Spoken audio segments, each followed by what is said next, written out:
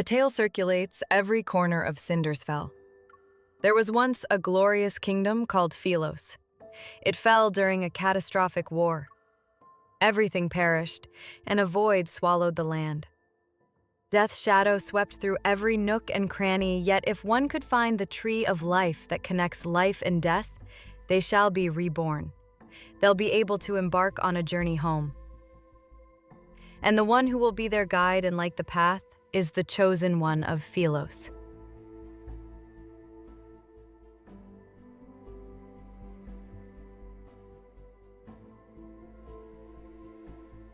The sword rests near my throat. The slightest movement will kill me.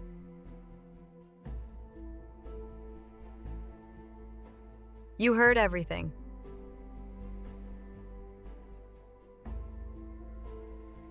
Indeed. You are the chosen one foretold in the epic poems. Death approaches as an inexplicable rage boils within me. I grit my teeth and speak. Can the words of the dead be considered a prophecy? They're nothing more than last words.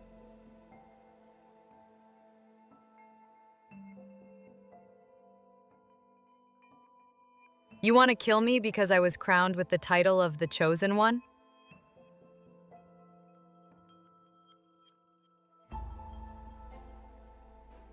He reminds me of a hunter, examining the desperate state of his prey in its final moments.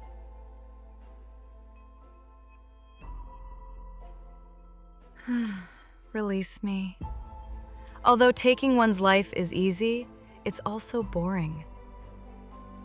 Many revenants have already fallen. You still need more playthings? They must pay the price for pursuing eternity. And as luck would have it, you've caught my interest. Cindersfell can only be inhabited by the dead. You are alive. I have no idea how I even arrived here. All my memories remain trapped in those centuries and shrouded in darkness. They're akin to seeds buried underground.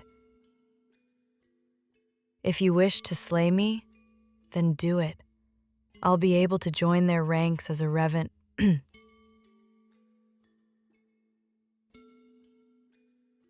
Gambling with your life isn't how you properly threaten someone.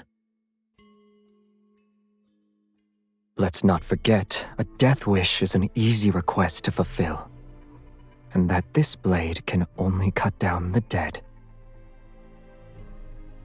No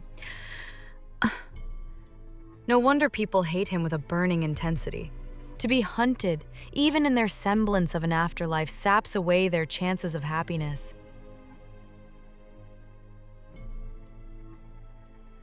In any case, I have no intention of killing you. Truly? The wound on my palm reopened during our struggle. Blood trickles down my wrist.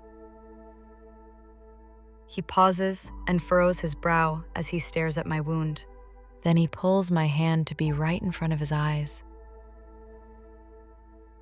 Is he like those fanatical acolytes? Has he not seen a person bleed in eons?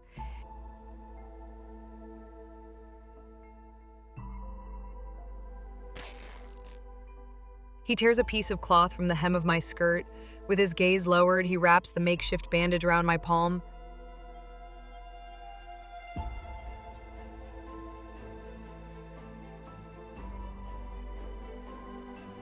What is he trying to do?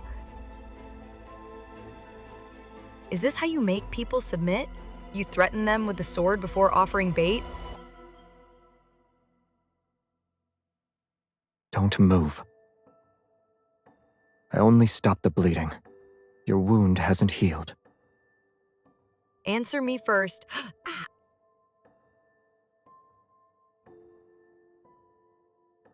He ties a knot over my wound, picks up his heavy sword, and turns to leave.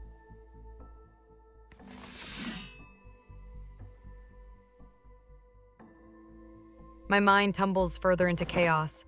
I jump down from the stone coffin and grab the corner of his cloak. Why are you changing your mind again? He turns around. A moment passes before he offers a faint smile.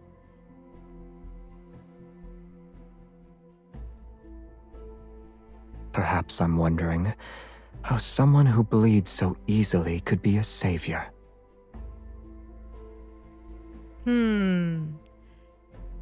I slowly let go of him. Danger lurks in every crevice here. Stay alert.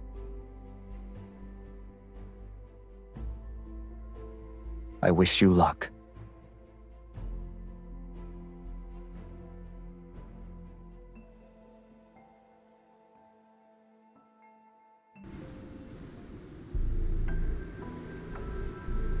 The sky darkens as moonlight disappears in the canopy of trees. The thick, tangled branches obscure the paths ahead, but the scenery remains vivid in my memory. No matter where you are in Philos, you need only look up to see the imposing, gloomy castle. In its opulence, it stands with solitary majesty. The moon is bright here. I was looking at a moon like this when I died. How was I slain? I can't remember. It could have happened on the battlefield. Or those monsters that bite people. When he rode past us on that horse, he splashed mud all over me. Yes, he has this deathly, murderous air around him. I was so terrified that I didn't. Looking toward the source of the voices, I see 3 revenants hanging from withered tree branches. They sway in the wind with their chatter. Who was the horseman? Can you tell me anything about him? The sinner of Philos. The tyrant who betrayed his own people. He is the scoundrel who stopped us from returning to the land of light and eternity. Defeat him and take his head. Everyone hates his very existence. Unsteady, the ropes sway. The one belonging to the last revenant snaps because of how agitated he was. The corpse plunges into the swamp below. It's getting dark, and the fog is coming. You'd better find a place to take shelter. This world still feels unfamiliar to me. He's not wrong. My highest priority at the moment is finding a safe location. Where can I find such a place? The city at the foot of the mountain, of course. It's the liveliest place in the area. The echoes of the royal capital still linger there. You must navigate through the forest, the swampland, and the remnants of a battlefield. Remember to gaze at the moon. Once you reach the ferry's dock, you can cross the river. Take a silver coin with you. The old ferryman has a nasty temper. If you're not careful, he'll kick you into the river.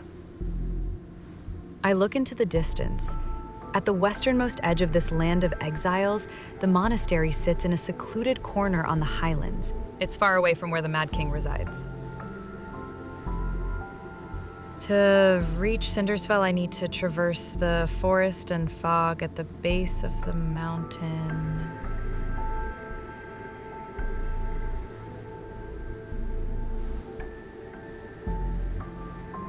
The fourth moonlit night. The fog thickens and envelops the forest as daylight dims. Everything around me becomes a hazy blur. A broken bridge, and another end of the road.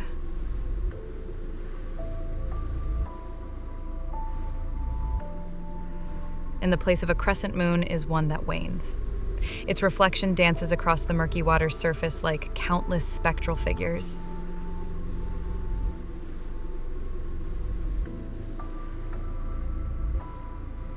Everything that falls into the water sinks without a trace, except for the moon's reflection.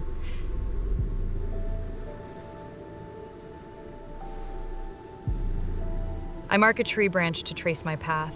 Then I turn around and continue my trek.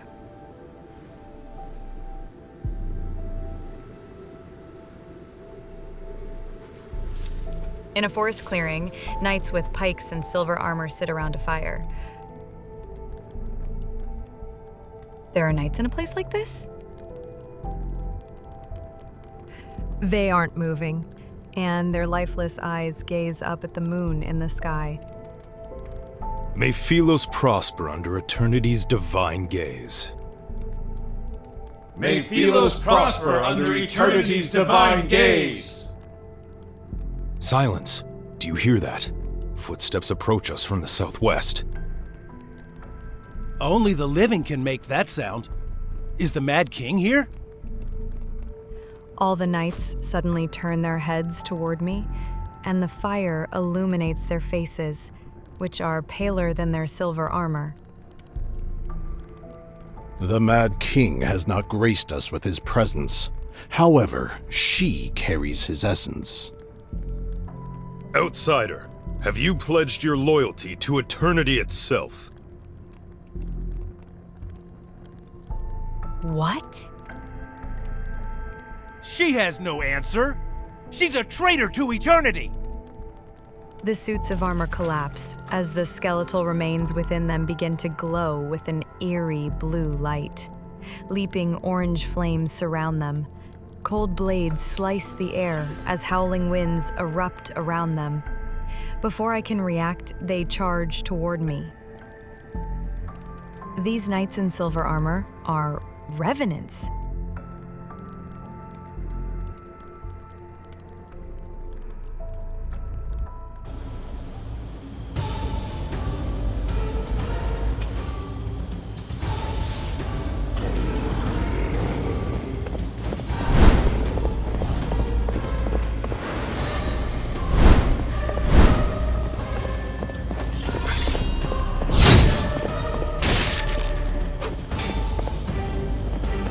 Get on.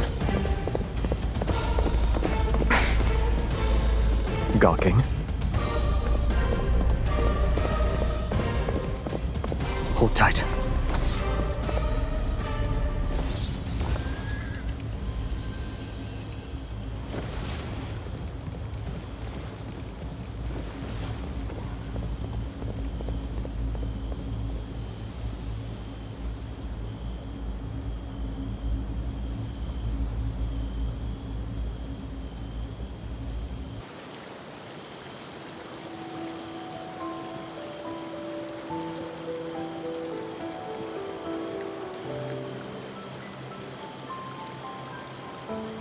Earlier you mentioned the price of pursuing eternity. What were you referring to? The dead are trapped in a perpetual cycle. Only painful deaths await them. Leave while you still can, or you'll meet the same fate.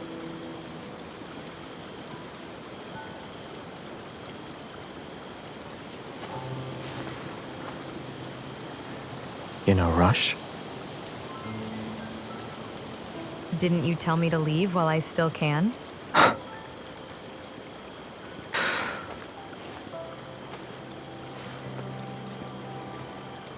I said leave. Not die.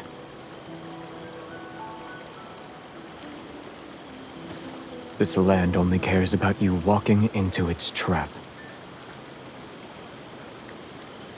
They said the fate of the city is in my hands. I'm the chosen one. It's also my weapon against you.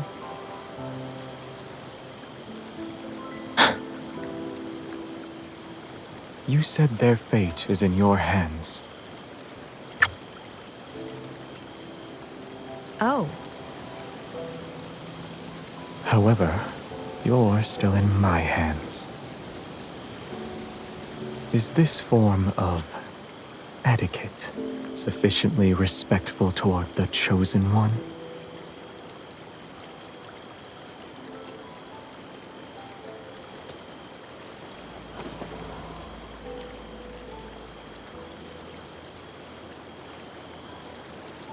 I told you this place is fraught with danger. You need to be cautious. Yes, of course. And people's intentions can be just as treacherous. So, you've never heard of Phylos's prophecy? I've heard more last words. Such as... Excuses from the greedy. The pleas of those on death's doorstep. Confessions of hypocrites.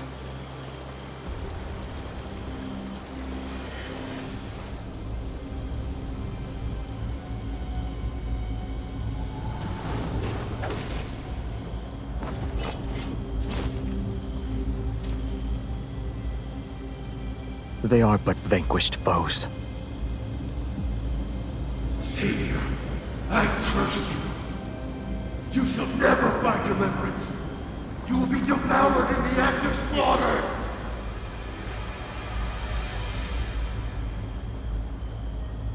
Is that so? May your last words come to fruition.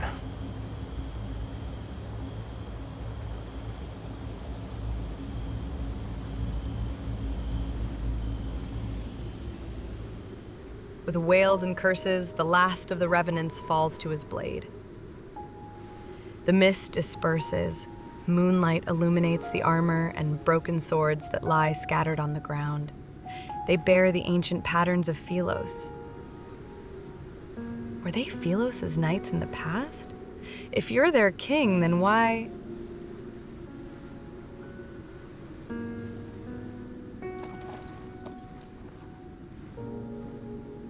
I turn around as I speak.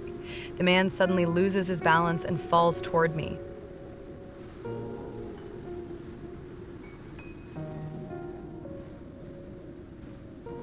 The tip of a crimson sword is protruding from his left shoulder. Blood flows from his wound, and a faint black mist swirls around it.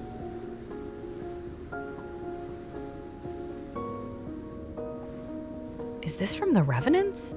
You will be devoured in the act of slaughter. His hand, covered in an iron gauntlet, grabs my wrist. I'm trapped between him and the tree stump behind me. I can't move.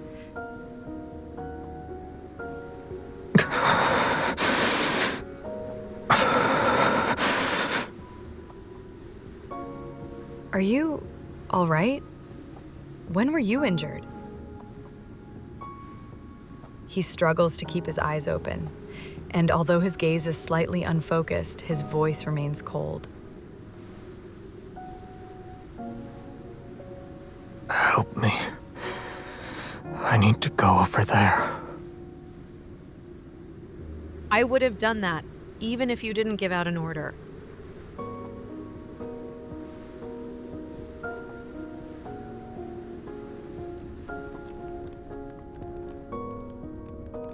After gathering enough fallen leaves and dry branches, I build a fire at our resting spot.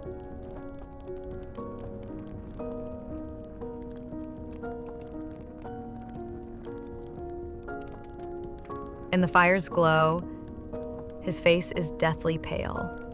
It's almost drained of color. Would you like to warm up by the fire? No need. Do you need water? No. Do you want to rest?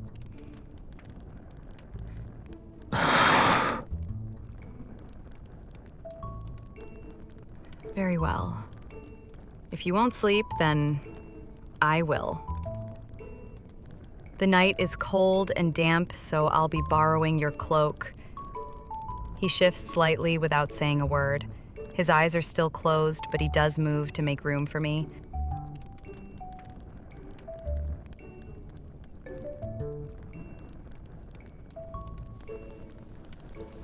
The cold wind howls throughout the forest as it becomes fiercer. I hug my arms tightly, lean against his side, and act as if it's not unusual You have a heartbeat, you breathe, you bleed. You're alive, just like me. Is that why you didn't kill me at the monastery? Did you see yourself in me?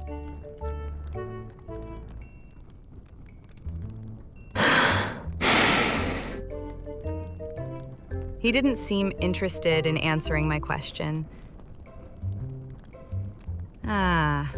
During that battle, his sword was the only weapon capable of slaying the revenants.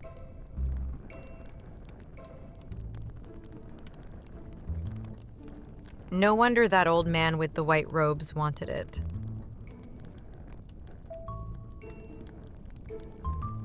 While connecting the pieces of information in my mind, my gaze shifts to the sword lying half a meter away. It's a great sword that devours light. Aside from the back of the blade being thick, the weapon itself is completely black. Mysterious runes are inscribed on the sword, and they surge with light whenever it's swung. Does your weapon have a name? No, it's just a sword. Then your horse's name is Horse? He doesn't respond, and silence settles between us. What about your name? Should I just call you Man? I acted like I'd forgotten his name, just so I could bring it up.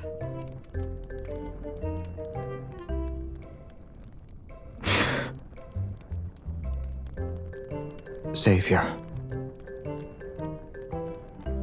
Despite knowing how dangerous this forest is, you willingly entered it. You have my thanks. You are mistaken. Worthless rabble trampled on my garden. I cut them down, roots and all. His nonchalant tone suggests I'm the first person he spared. My unspoken words remain in my throat as my gaze shifts once more to the terrifying sword at his side.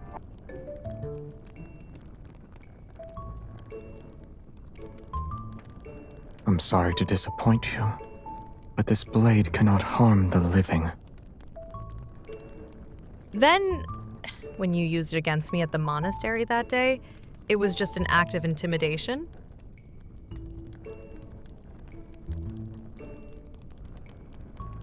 Yes. Inexplicable anger rises within me, and I tug the thin blanket covering my body. The fabric in my hand feels unexpectedly heavy. And only then do I realize it's actually his cloak. Just as I'm about to let go, he slightly leans toward me. The edge of the fabric touches my fingers and carries an unexpected warmth.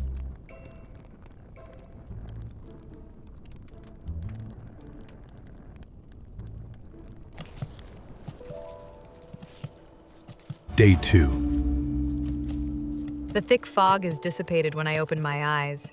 A crescent moon hangs in the firmament and casts its light upon the embers of our campfire. He helps me onto a spectral steed, and we traverse the forest before the next moonlit night arrives.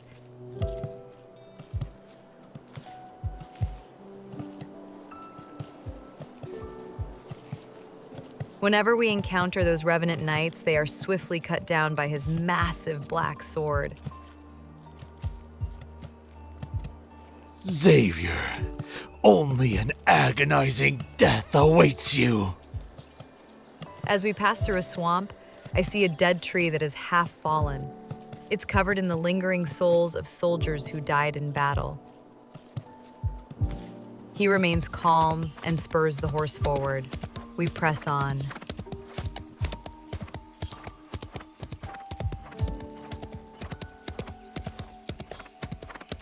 It seems like these revenants aren't very fond of you.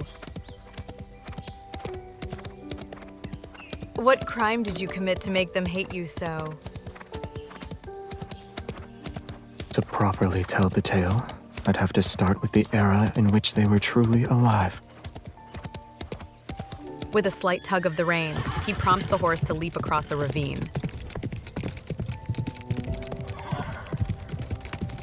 I know they're afraid of your sword. But once the revenants are slain, where do they go? Nowhere. Once the phase of the moon changes, they'll come back to life. The dead are trapped in a perpetual cycle. Only painful deaths await them.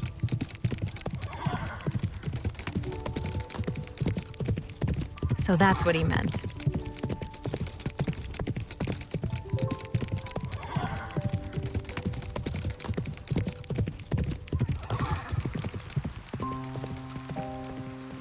After an unknowable amount of time passes, rain falls from the sky.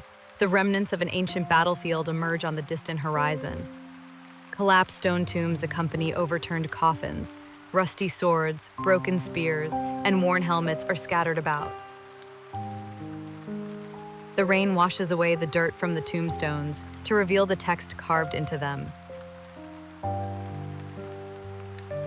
In a chaotic era, kingdoms fall like shooting stars. The Order of Lightseekers fought until they breathed their last breath. Countless blood-soaked battles fought with unwavering courage. Their tales live on in song, their heroic deeds forever engraved in our hearts. In the year of the Philos calendar, the kingdom fell. The royal capital was destroyed and the royal bloodline was extinguished. The knights are exalted, honorable guardians. They now rest in the silence of a long night. On the day the Order ceased to exist, their names shall be carved into these historical monuments under eternity's divine gaze. Like the stars, they are distant but never cease to shine. What are you looking at?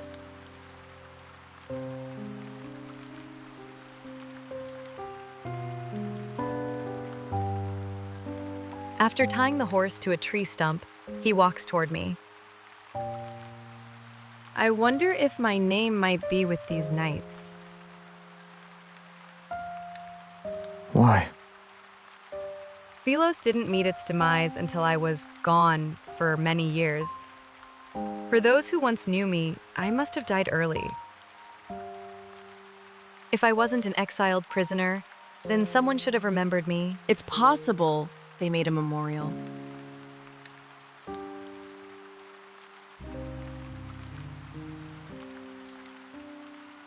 Is being remembered that important to you?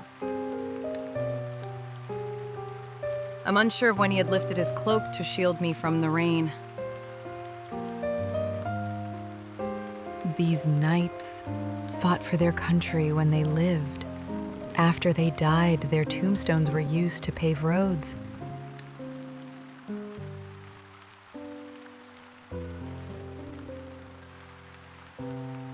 Being remembered isn't important. But if no one remembers you, then isn't that the same as never existing in the first place? It took him a while before he finally spoke in a calm, indifferent tone.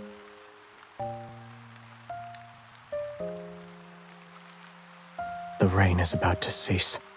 We should leave.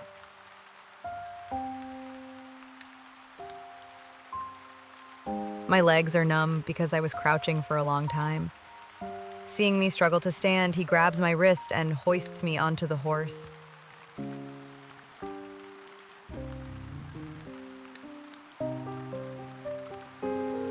In the distance, the forest path gradually widens and becomes a road. An endless expanse of land stretches toward the horizon, and across the river is our destination. Cinders fell.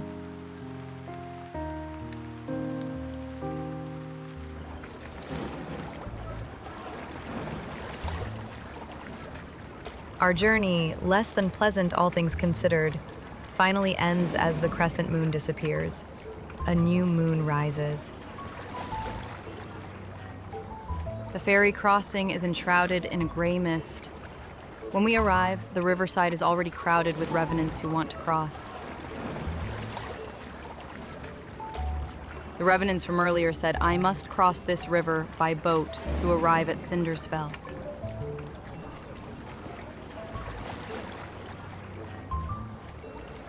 An unexpected event occurs.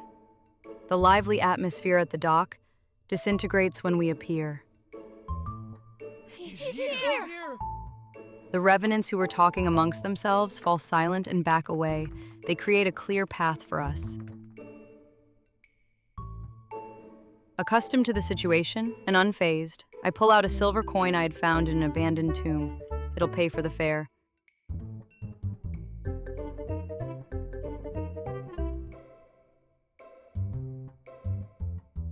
Xavier remains in the same spot. It's then that I realize he doesn't have a coin. 1 coin per person, no exceptions and no credit.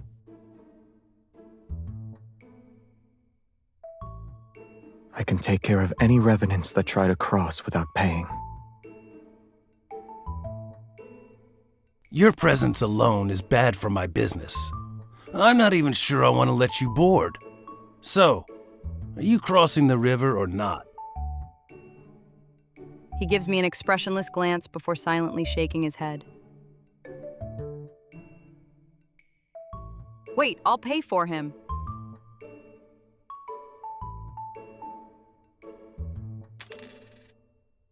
The ferryman's expression changes subtly as his gaze lingers on me. He presses his lips into a thin line before gesturing for me to board the ferry. The man behind me doesn't say anything as he heads for the stern.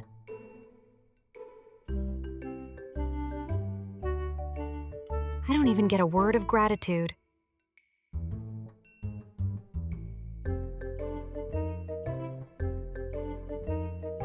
As soon as he steps onto the boat, however, all the revenants swarm to the stern.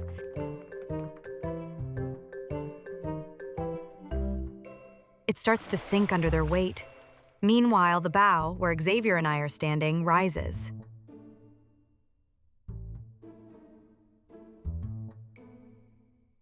Either find a seat or get off the boat, you dead bastards. The revenants on the stern proceed to leave as if they were pardoned from execution. Only the 2 of us remain. Oh. In the silence, the small ferry moves across the water and disappears into the rippling moonlight.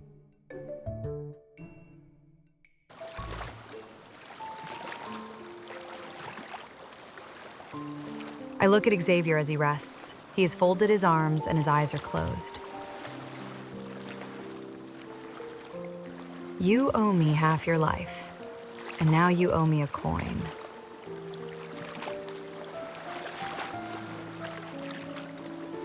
Wouldn't you say I ought to be paid?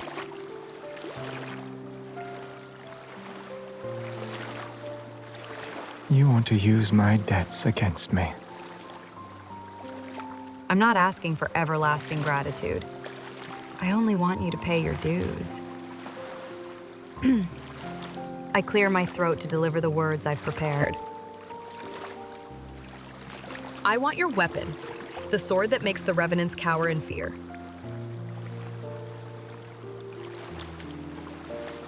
No. I can sense his resolve in that answer, but I expected as much. Since my first request was rejected, the chances of the second one being accepted are higher. If I can't have his weapon, I still need shelter if I am to survive. But living with an unpredictable individual is risky. If you cannot decide before we disembark, there will be no payment. I won't allow it. Since you live in the castle on the other side, I'll meet you there when I think of my payment.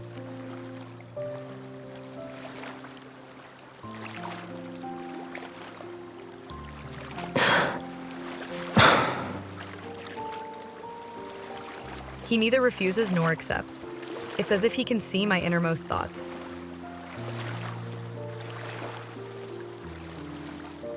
Without a bond forged through hardship, this might be my only chance to request something from him. Before we part ways, let me offer you one piece of advice. If you want to survive here, don't offer your kindness so easily.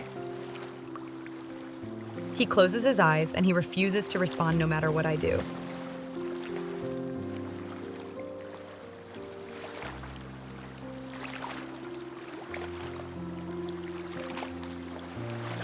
The fog over the river gradually dissipates to reveal a towering black castle in the distance. Just as the ferry is about to reach the shore, it strikes the shoal and rocks. My body lurches to one side. When my fingers touch the reflection in the water, ripples spread out and converge toward my fingertips. They coalesce into an elusive image.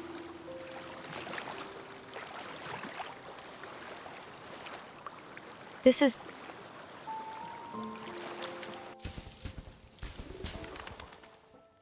Brightly colored flags slowly rise as white floral arrangements line both sides of the marble staircase. A young knight ascends the long staircase. Amongst the cheers of thousands, he ascends the throne.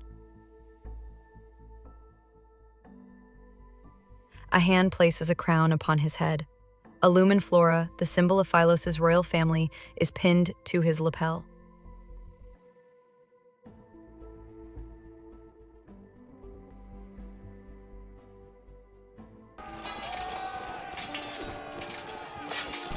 The illusion shifts to reveal an entirely different scene.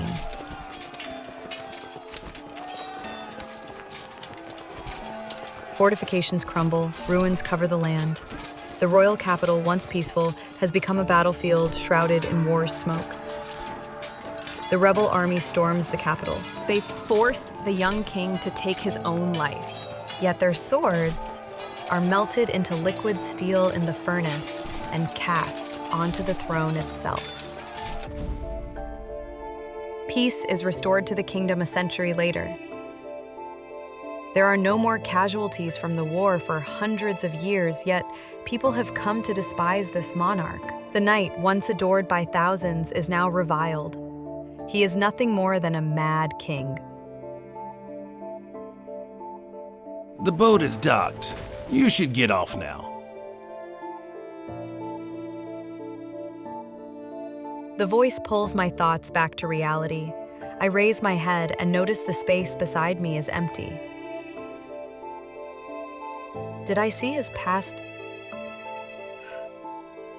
Shock washes over me. And in the darkest hours of the night, scattered lights illuminate a ruined city in the distance. The wind rustles the grass as his figure quickly vanishes into the darkness.